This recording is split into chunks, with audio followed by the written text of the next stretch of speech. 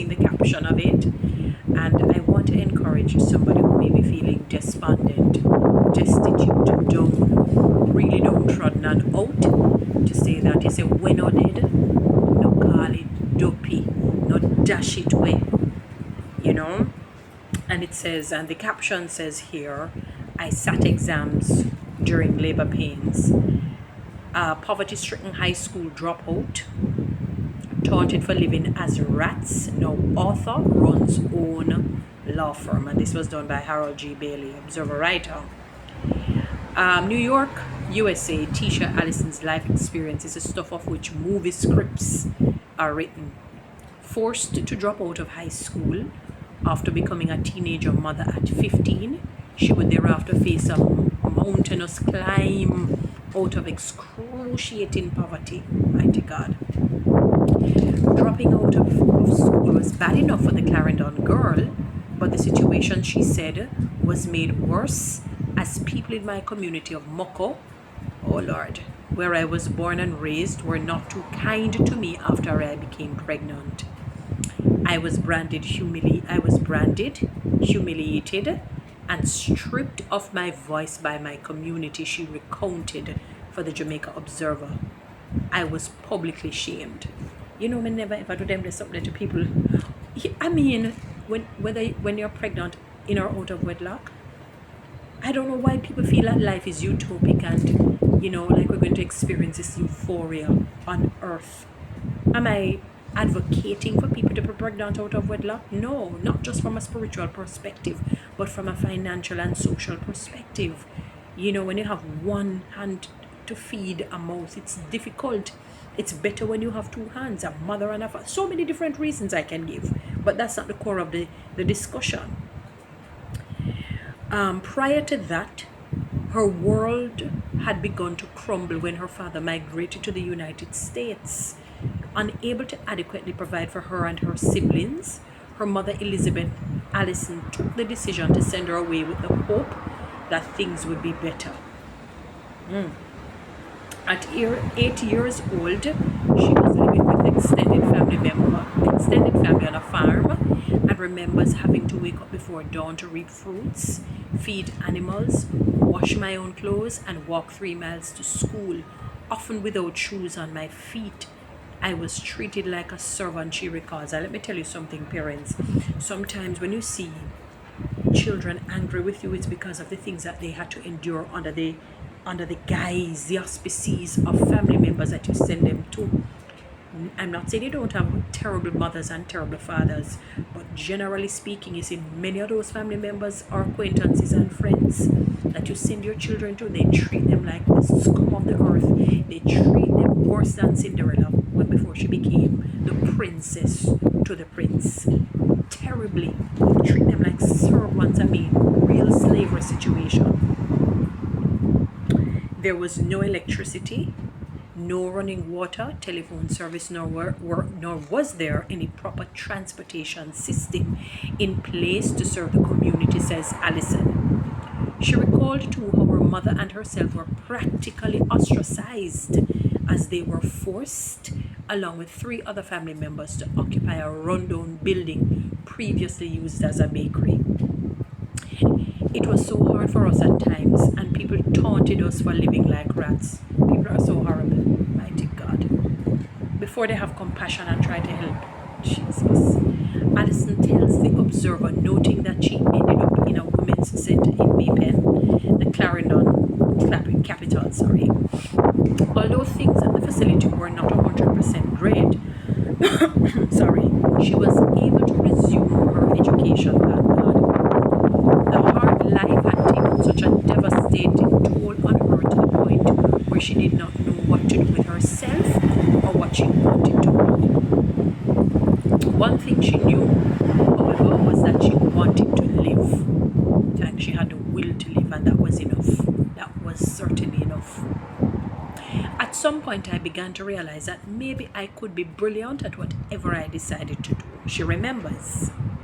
That thought turned out to be correct, as she was able to pass 9 subjects, that's great, at the Caribbean Secondary Education Certificate level while attending Maypen High School. Wow. A decisive turn in her life came at 17 when she migrated to New York, USA.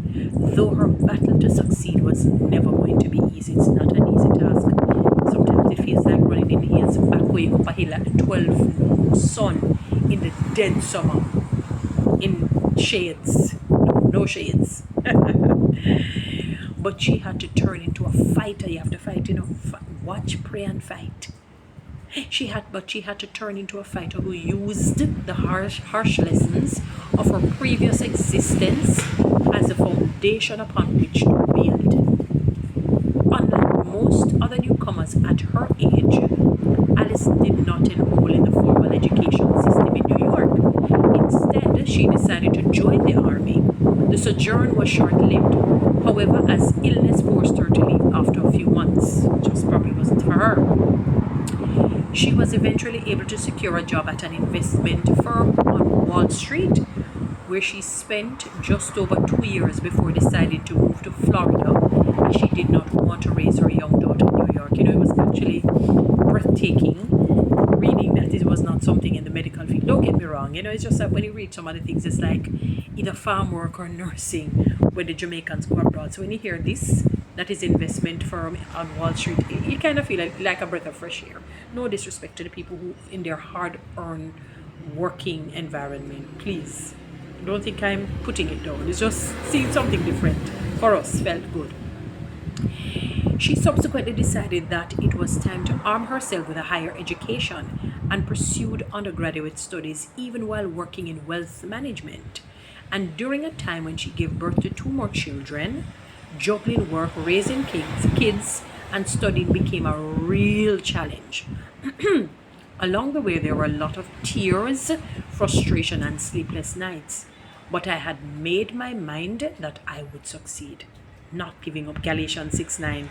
Do not give up in doing good, because at the due season, while you're here on earth, you'll reap a great reward. I came up with the phrase, yes, I'm going to do this, as my motivation.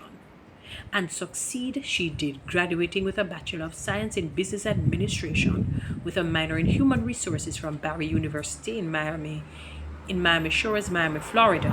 Still, the unusual circumstances of Alison's life were not yet over. Despite this success, Alison wanted more, and so she decided to go into law, enrolling in Florida International University, the FIU College of Law in Miami.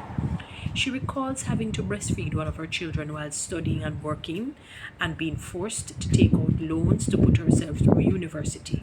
There would be more. One day, in an advanced stage of pregnancy, as she was sitting exams in law school, Alison suddenly went into labor. Mighty God. She informed her nervous invigilators, and while they would have allowed her to leave for the hospital, she decided she would work through the pains and tough it out. My God. Me couldn't do it. No, sir. While in law school, Alison said she also worked as a mortgage broker, but was forced to declare bankruptcy following the 2008 financial meltdown in the economy. She was, however, able to successfully complete her Doctor of Law degree. 27 years later, Dr. Tisha Allison is now head of her own law firm, the Law Office of Tisha Allison PA, supported people if you live in that area.